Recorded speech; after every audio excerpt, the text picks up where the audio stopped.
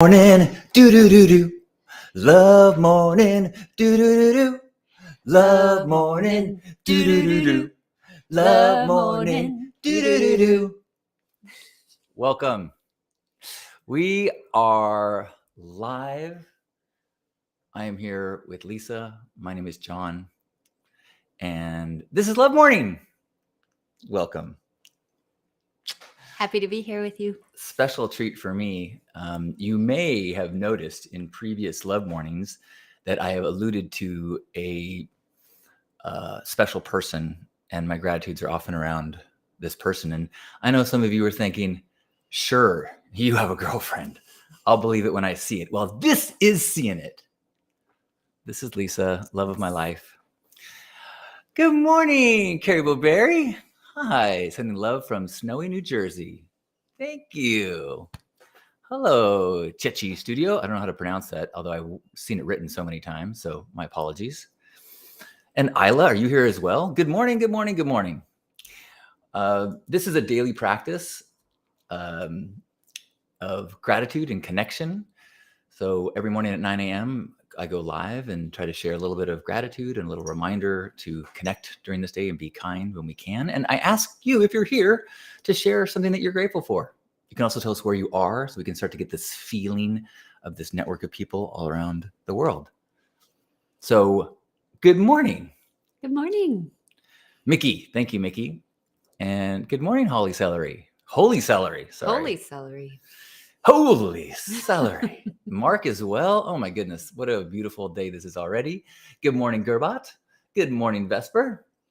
Oh, a few of you have noticed. I came home yesterday after spending the day with a friend to a man who'd lost some weight.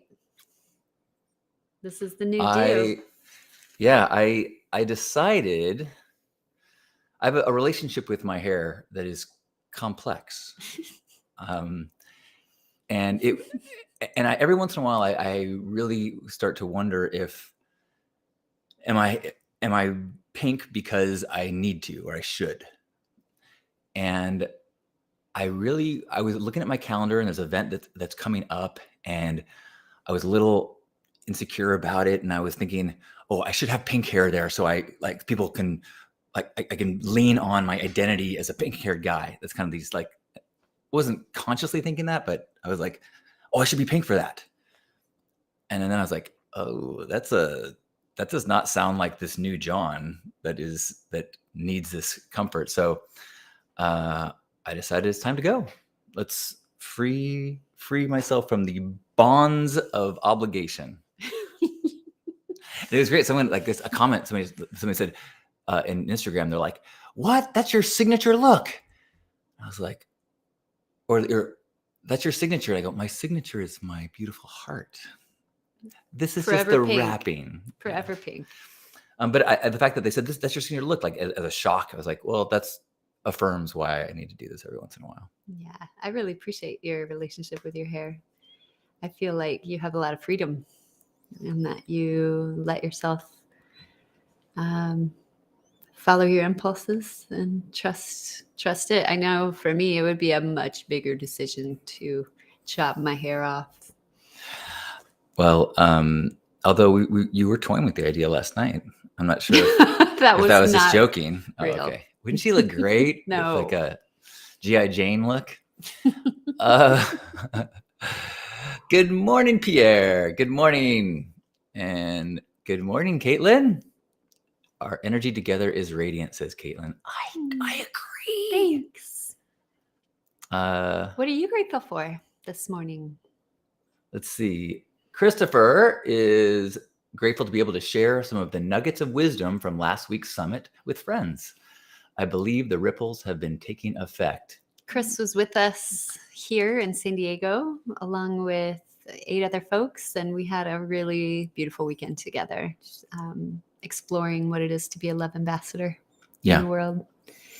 Yeah, it was super fun. Loved meeting you, Chris.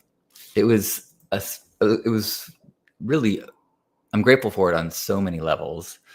It's the first time I've done a live workshop in person that's just me. Like I've spoken at events and things and done workshops at events, but never like, this is just come for me. Yeah. And so it was an edge for me, and it was scary. And so it was so meaningful that people kind of signed up before they even really knew what it would be. And I'm also grateful that I had the opportunity to have you there and kind of co-lead. And I've witnessed Lisa lead workshops in the past, and she's so damn good. In fact, at the end of the workshop, of my workshop, we were going over the memorable things, the really important things that we remembered from the weekend. And at least in my group, where we're taking notes, it was like, remember when Lisa said this? Yes. Remember when Lisa said that? Yes. Remember when Lisa said that? I was like, what about, I said some good stuff too. We're a team, baby. Yeah. Co-creation at its best. I absolutely love sharing lead, follow, dance with you. Yeah, so fun. So good. I'm reading People Are Grateful for Chosen Family, Homemade Pot Pie.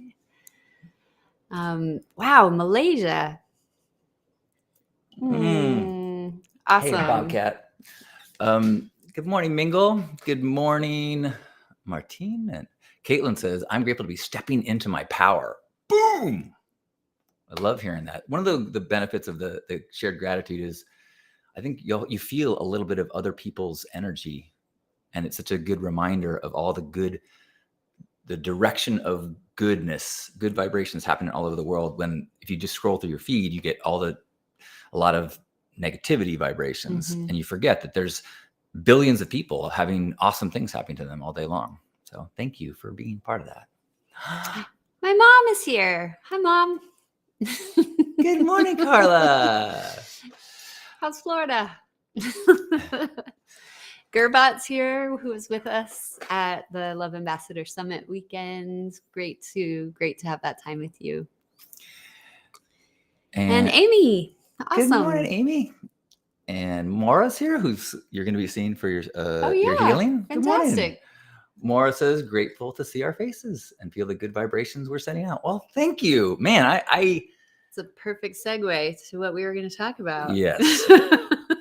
We're going to talk about pain in the body.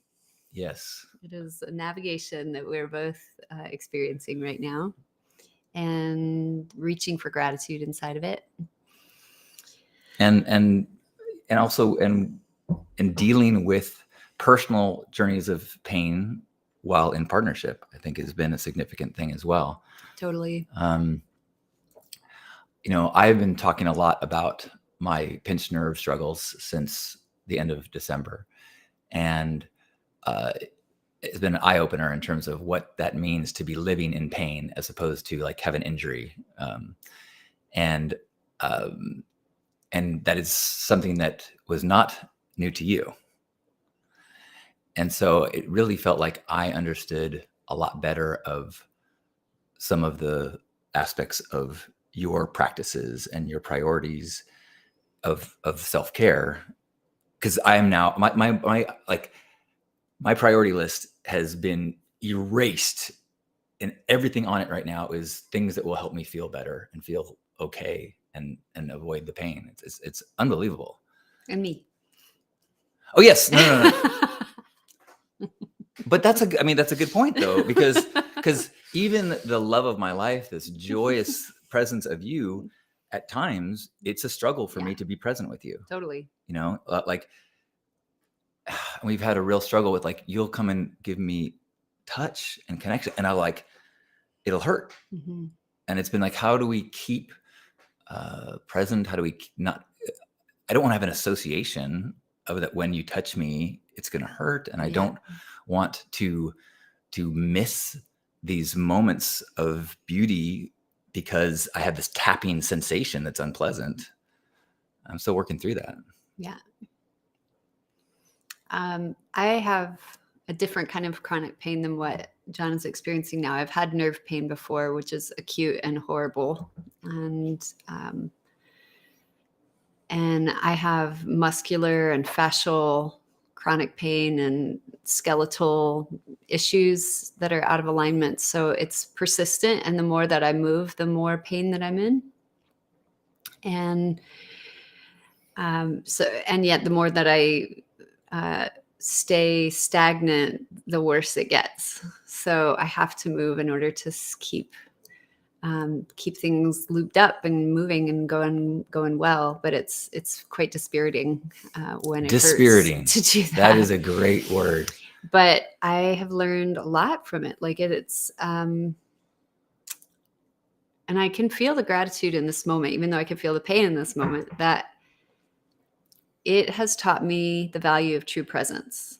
I think I can speak for both of us in saying that the very worst moments of our pain journeys together and individually have been when we let the pain inform our future thinking. Yes. For sure.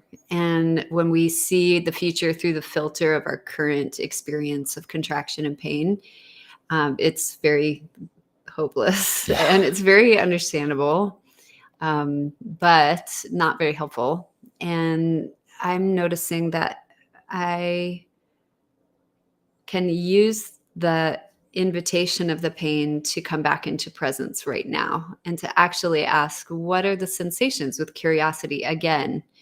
And that's hard to keep up. It's fatiguing. It's hard to do that when it's chronic and it's over and over. But I noticed I woke up this morning with a renewed energy for that. I've had a couple high pain days, and it's motivated me to shift gears into more presence and more self-care, more like really prioritize it, give it loving focus, and don't let my mind drift into the future about it, and do the best that I can. And remember that there've been many, many moments that I've had pain in my life and still been happy at the same time. The idea of, pain is mandatory, but suffering is optional has never been more clear to me. Because I so recognize how the suffering can be layered upon the pain, and especially when the pain experience is just there. And the best that I can do is I can go to it and try to be present with it. I haven't yet conquered the ability to go present to it and then make it alleviate, which some people say they can do. I can do like an ice, I can hot pad, I can bathe and can try to make it feel better in this moment, which is what I've been trying to do lately instead of future trip. Like, let's just get present. What's happening right now? Can I make this feel better? And then I have been watching a lot of shows and Netflix, just like, I'm going to enjoy the adventures of some fictional person rather than look deeply at my potential future right now, because I don't have a good filter on it. I think it's a totally valid response for a while, and not a long-term strategy, but I think it's really totally appropriate. When I've gone through my worst emotional pain, worst physical pain, checking out is a step up from massively suffering. That's for sure. Yeah. One of the things that has really been clear to me, and I feel like I've learned so much about the experiences other people in the world are having. You can never know what anyone else is experiencing, but as you experience more things, you start to go, oh, like, you don't know what heartbreak is until you have your heart broken. Mm-hmm. And you don't know what pain is until you've felt a certain level of pain. And I still don't know what other people are feeling, but I had this big shift where as I am feeble and hobbling, I was like, oh my gosh, I have had judgment towards people who appear weak. Mm-hmm. And now I see that action, that struggle is the exhibiting of incredible courage and bravery and resilience. Mm-hmm. And it's like, whoa,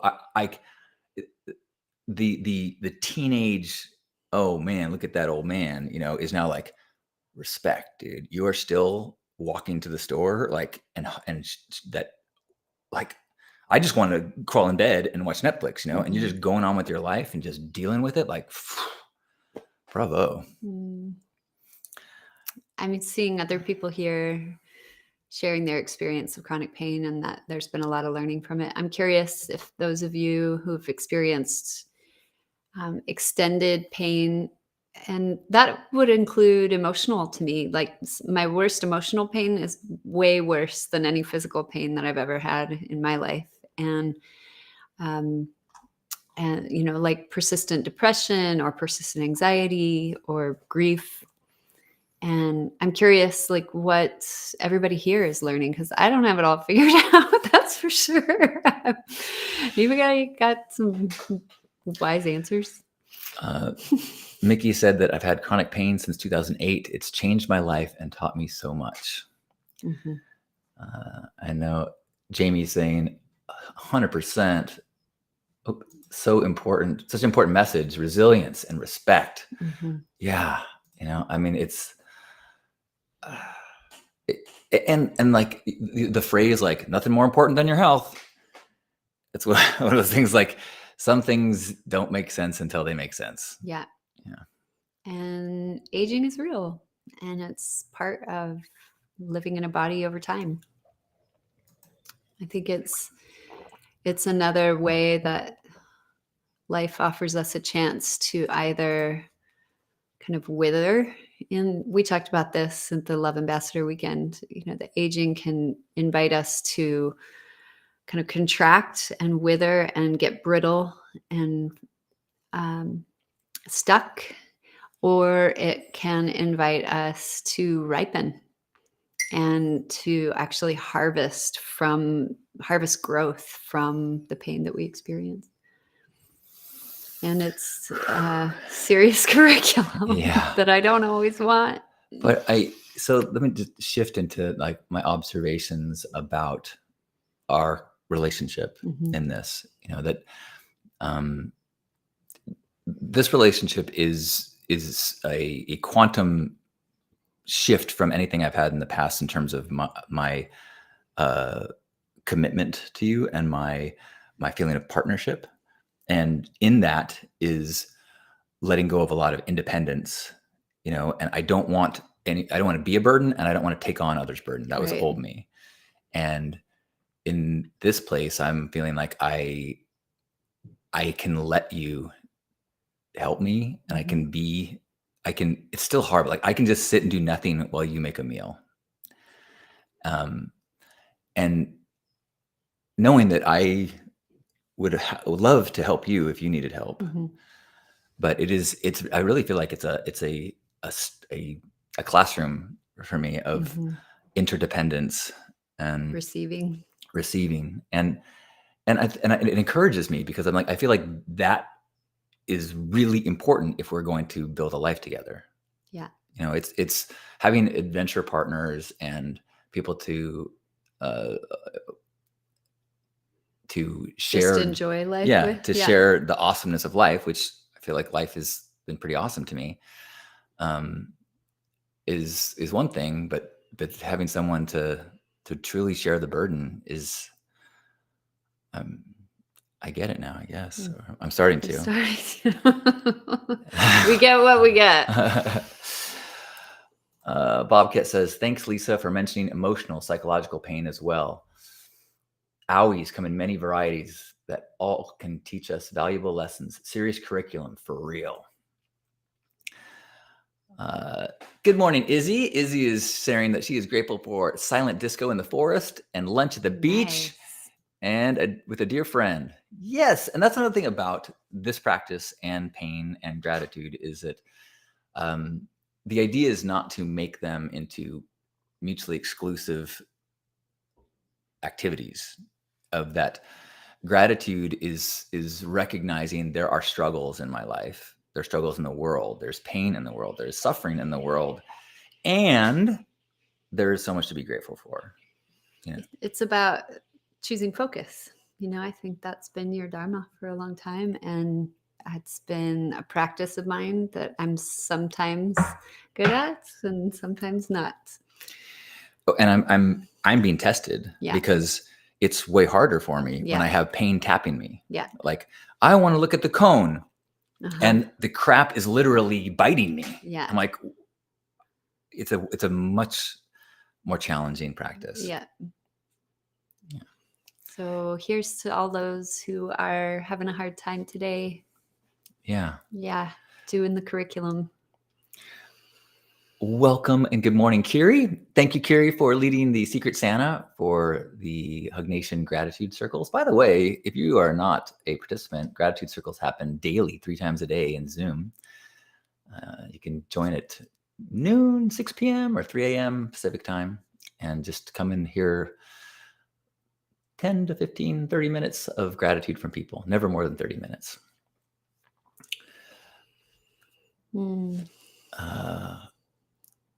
Joya says, grateful for a random song at church that made me laugh because even Jesus knows life is a wild ride. Bless me while I run this race. Yes, indeed.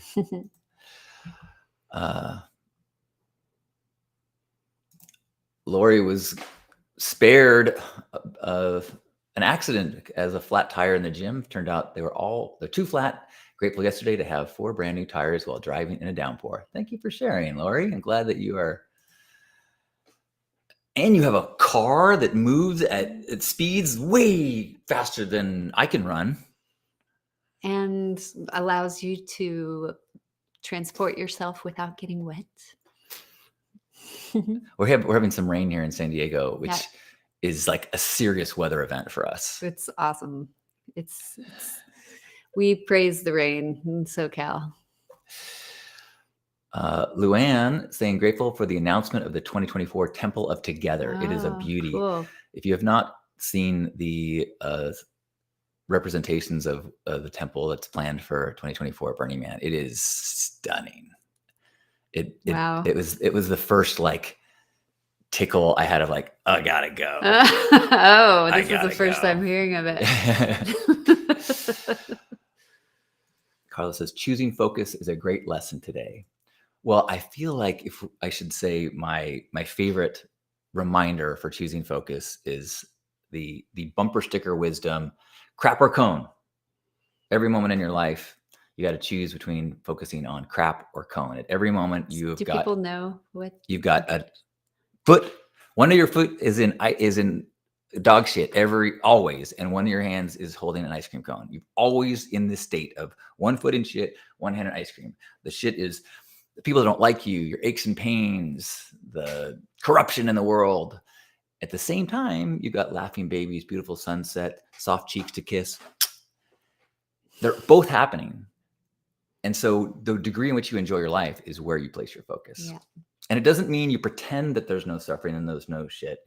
It just means that if there's nothing that you can do about it in this moment, focus on your cone. Mm-hmm.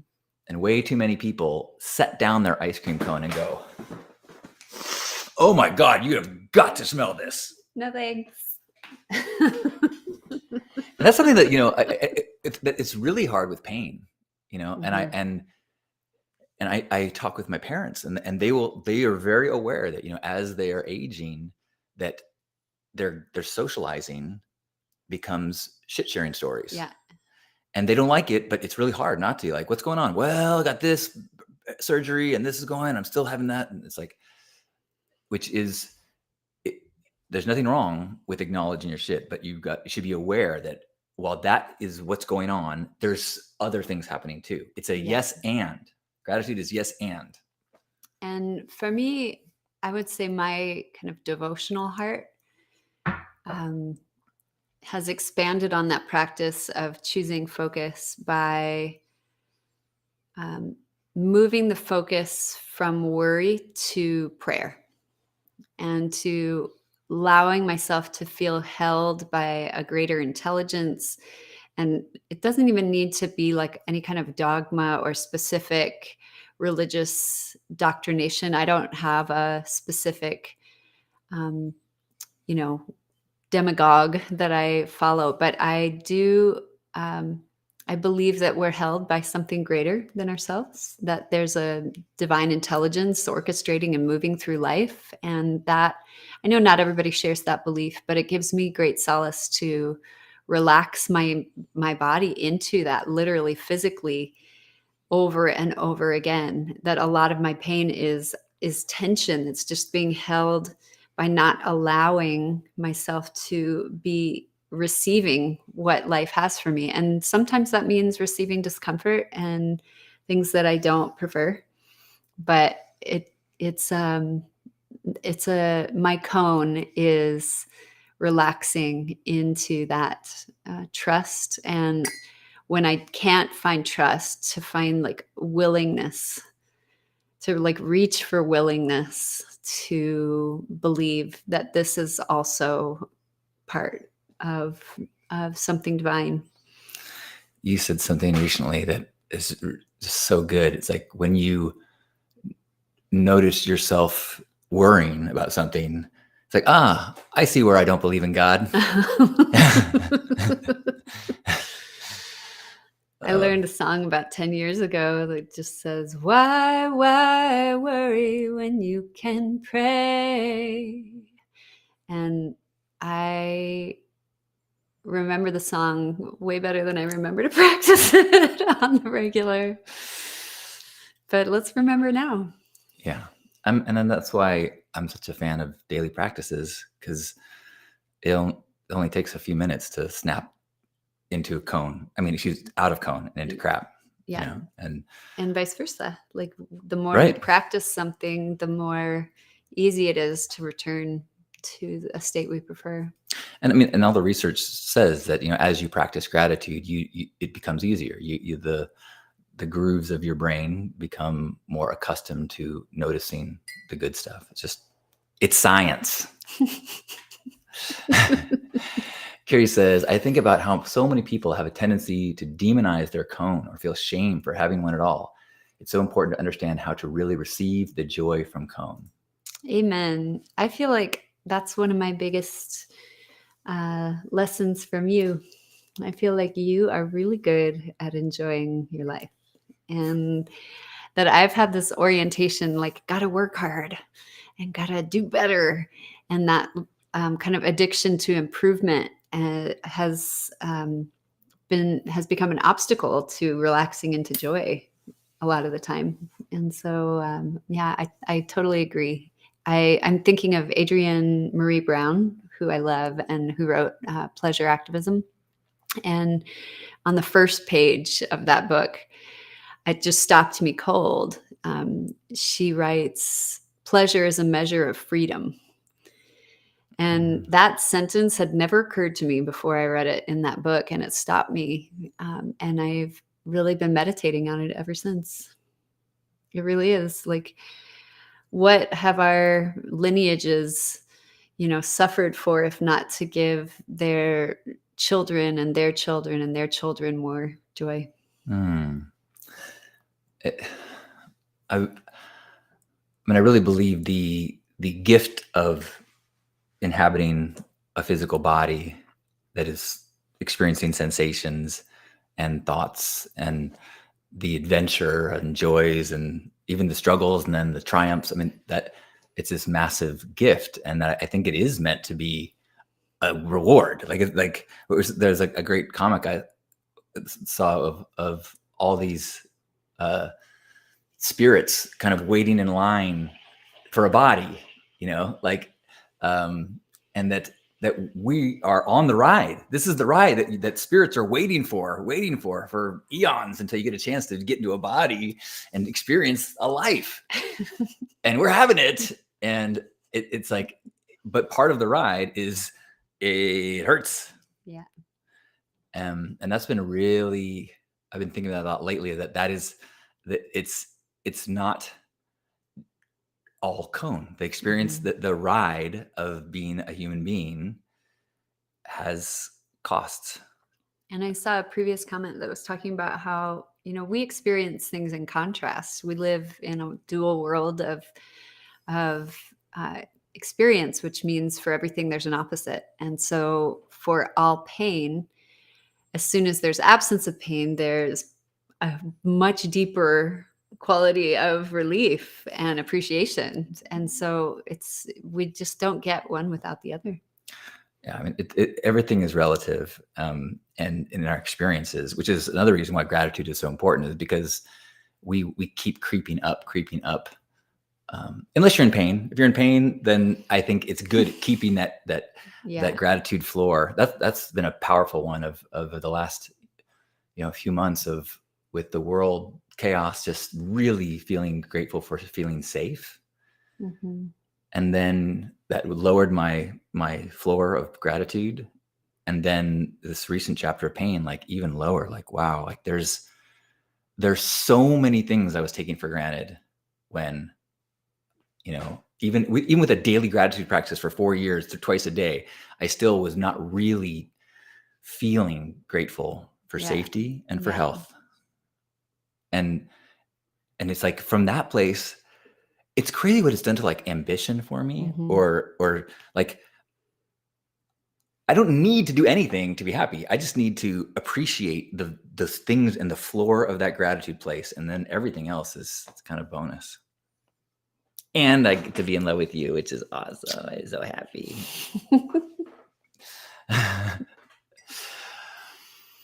Amy says, without the hurts, the pleasure wouldn't be as noticeably sweet. Yep. Yeah. Sending a big hug to you, Amy. And I've seen a lot of people commenting and saying hello that we have not been saying hello to. And thank you. I'm feeling so blessed and lucky to have Lisa join this morning. So I'll be more attentive to comments and such on future days when Lisa is too good for us. I mean, when Lisa has when I'm listening and appreciating conflicts. it in the background while I'm attending other needs. So we're going to close up with a hug in just a moment. But if anyone has any more gratitude to share, or a thought in their head that popped up as we were speaking. Good morning, Stephanie and Jennifer. You're about saying absolutely grateful for safety and health. It's like there's certain things you can get into a habit of saying, I'm grateful for my family, I'm grateful for my dog, grateful for my kids. Grateful for safety and health. And if you can really feel those things, the same with gratitude, your family and dog. You don't just say those words, but if you can really feel those things. Let's do it right now. All right.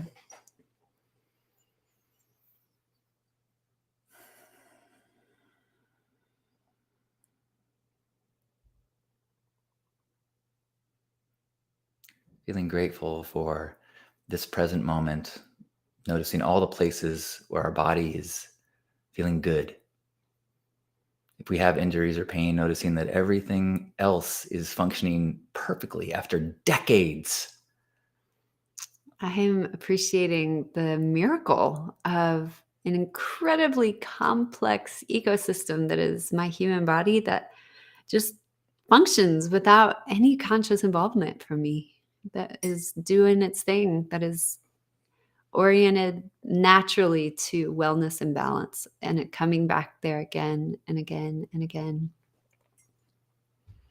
I'm grateful for all the struggles of my ancestors, uncertainty and risks, so that they could find places for their children to be safe, for their children to be safe, so I can live the entirety of my life so far without any real feeling of being in danger.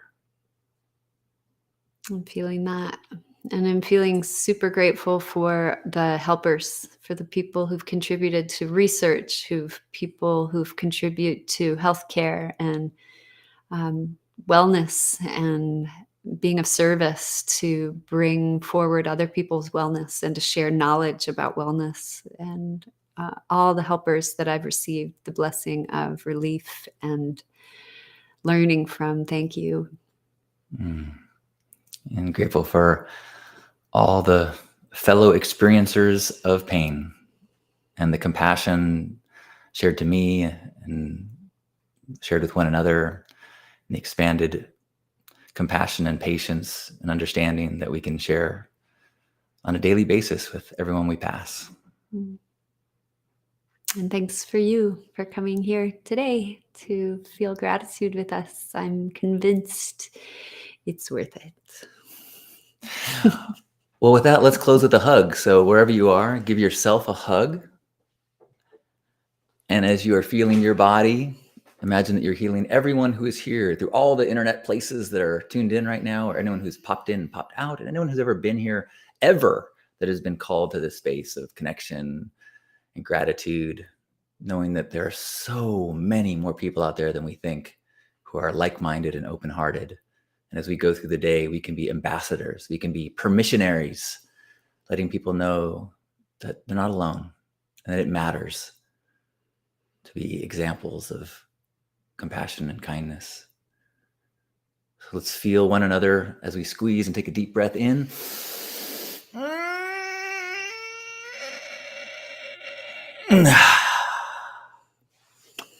On behalf of Grandpa Caleb and all of you beautiful ambassadors of love, thank you for joining us this morning for Hug Nation. Love you. Love you. I love you too, in a different way.